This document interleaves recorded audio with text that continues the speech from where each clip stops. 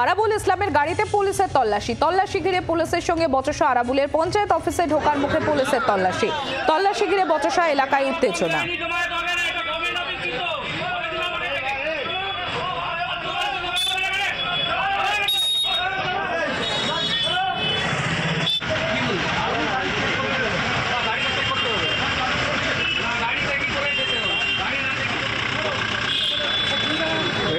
ঢোকার পরে তো আপনারা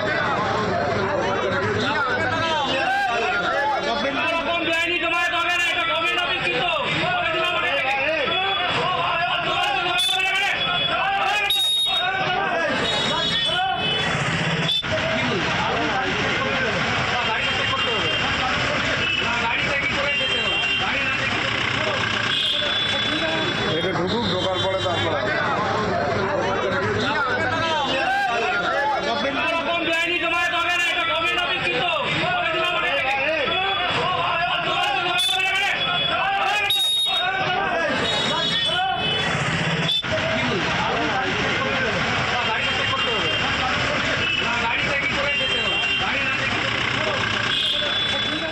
প্রসেনজিৎ সর্দার আমাদের প্রতিনিধি রয়েছেন আমাদের সঙ্গে। প্রসেনজিৎ, আরাবুল ইসলামের গাড়িতে পুলিশের তল্লাশি আর সেটা নিয়েই বচসা।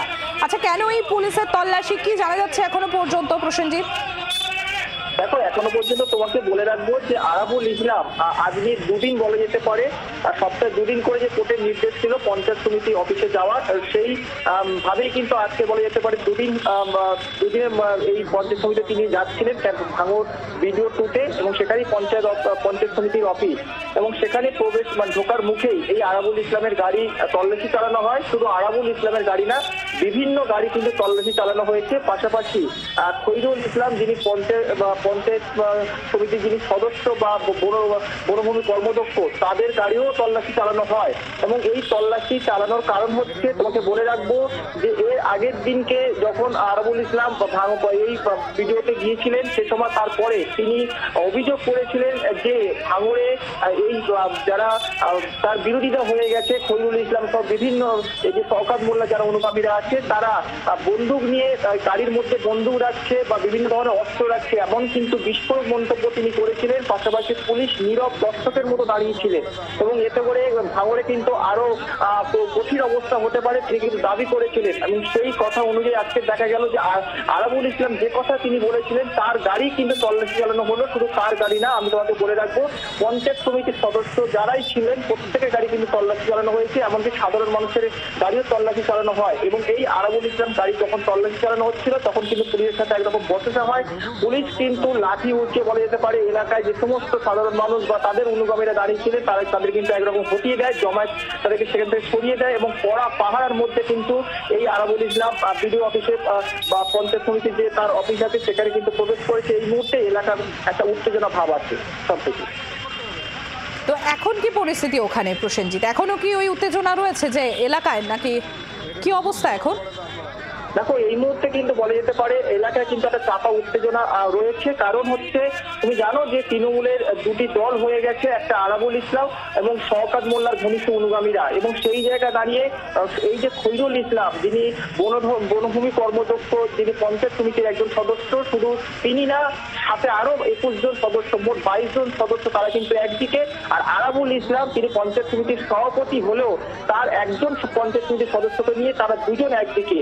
সেই দিকে দেখালে বলা যেতেই পারে যে তাদের যারা অনুগামীরা আছে প্রত্যেকে কিন্তু বিডিও অফিসের সামনে তারা কিন্তু জমায়েত করেছিল, এবং সেখানে কিন্তু একটা বিশৃঙ্খলা তৈরি হয়েছে। তার জন্য আচ্ছা প্রসেনজিৎ, এই জায়গাটাই একটু জানতে চাইবো, যেদিন আরাবুল ইসলাম প্রথম ভাঙড় বিডিও 2 অফিসে ঢোকেন, সেদিনকেই খৈরুল ইসলামই কি আরাবুল ইসলাম আগে যে রুমে বসতেন সেখানে বসেছিলেন, এবং সেই নিয়েও সেদিনকেও একটা ভিডিওর সঙ্গে কথা আলোচনা হয়?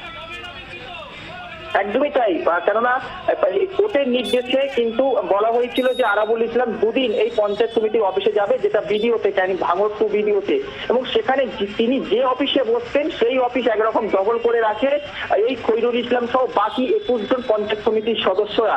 এবং বাধ্য হয়ে তিনি আরাবুল ইসলাম ওই ভাঙড় 2 বিডিওর অফিসে তিনি ছিলেন 4.5 ঘন্টা অতিক্রান্ত হওয়ার পরে, তবেই কিন্তু বিডিও অফিস থেকে বার হয়ে যায় তার আইনজীবী সমেত। এবং সেই আজকেরও কিন্তু বলা যেতে পারে সেই পঞ্চায়েত অফিসে তিনি কিন্তু আজকে বসতেও পারেননি। আজকে এই বিডিও অফিসে কিন্তু তিনি বসেছেন।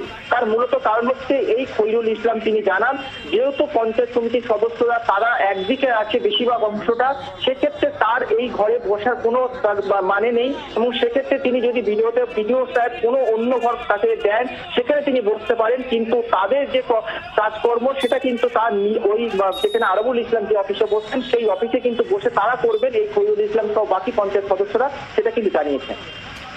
ধন্যবাদ প্রসেনজিৎ। আমরা কথা বলছিলাম, আমাদের প্রতিনিধি প্রসেনজিৎ সর্দার ছিলেন আমাদের সঙ্গে। বাংলার আওয়াজ, বাঙালির আবেগ, জি 24 ঘন্টা।